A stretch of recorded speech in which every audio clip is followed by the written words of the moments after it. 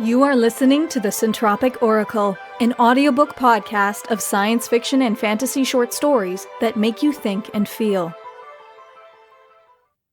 Virtuoso by Gustavo Bondoni. Everyone on board was well aware of the honor we'd been conceded. Nothing could match the thrill of watching a true artist at work, and no artist in living memory was comparable with Turnsay. I'd seen holograms of his work, of course. Every museum worth its salt had a wing dedicated to the reproductions of the man's genius. Once I'd been on the fourth planet of the Rampor system during the Apogee Festival, and they'd had a life-size, real-time projection of his celebrated piece Una 2 in orbit around the planet. It'd been a breathtaking experience. But to be on the same ship with him, watching as he created his latest masterpiece from inside the bridge which doubled as his studio, was staggering.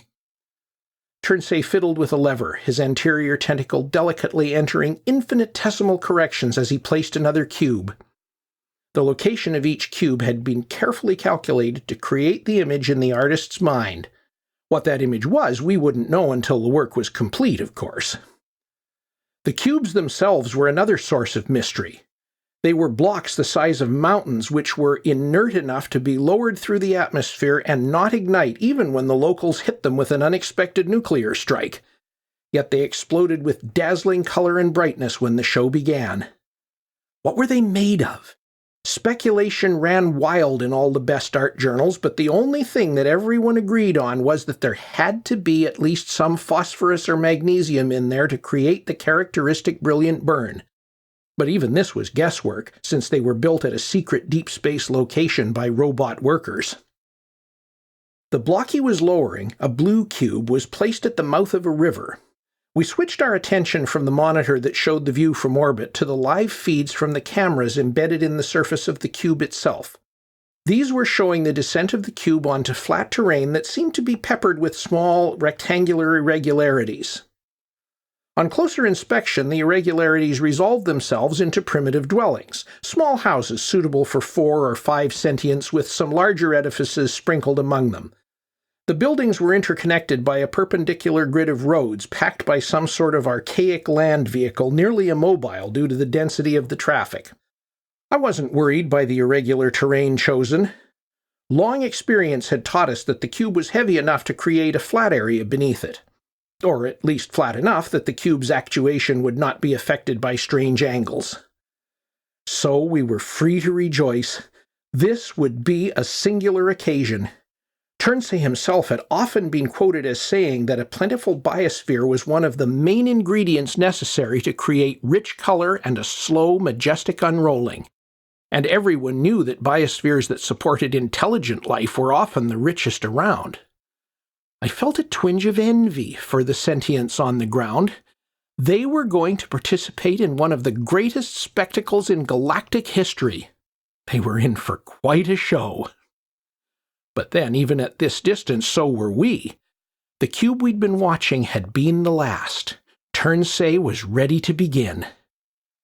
Without a word, he dimmed the lights of the bridge and began the performance, tentacles working so fast as to be nearly invisible. But we had little interest in the movement of his arms. The true wonder would be visible through the enormous front view screen.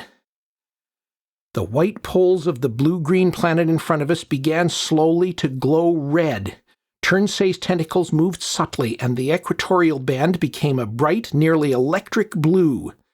Suddenly, dazzling, copperish yellow bands seemed to sprout from the entire surface of the planet as yet more of the mysterious chemicals in the cubes reacted with the oxygen in the atmosphere. Mushrooms of infrared clouds, delightfully vivid, danced through it all. Abruptly, unexpectedly, there was deprivation. The heat from the reactions had boiled a surface layer from the oceans, and the opaque steam dampened the bright colors. Reds became pink. Yellows paled to insignificance. The beautiful infrared disappeared. We felt the loss like a physical blow. The artist let us suffer for a few moments, driving home the poignancy of the dullness. But water vapor is also a reactive force if the quantities are known and its properties are correctly used.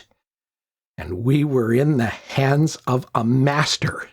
A few swift movements of a single tentacle liberated something deep within Turnsey's cubes, and immediately the entire surface was covered with roiling dark purple waves. Dark patches and light patches intermingled, giving the impression of a storm-bound planet-wide sea of deep violet, which even invaded into the near ultraviolet in an almost obscenely erotic shade.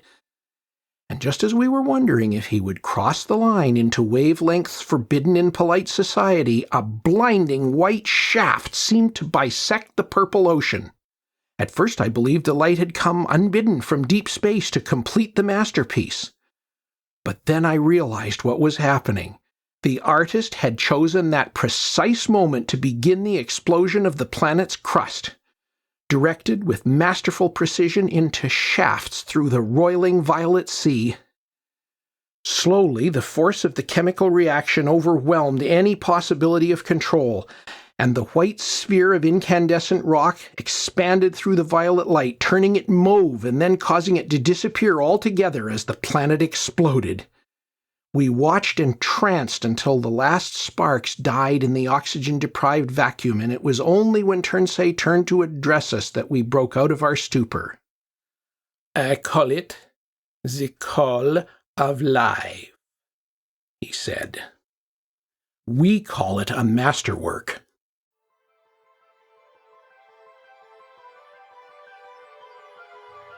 We hope you enjoyed Virtuoso by Gustavo Bondoni, read by Rob Gillespie. If you'd like to learn more about the author and narrator of this story, or make a donation to them, follow the story page link in the description.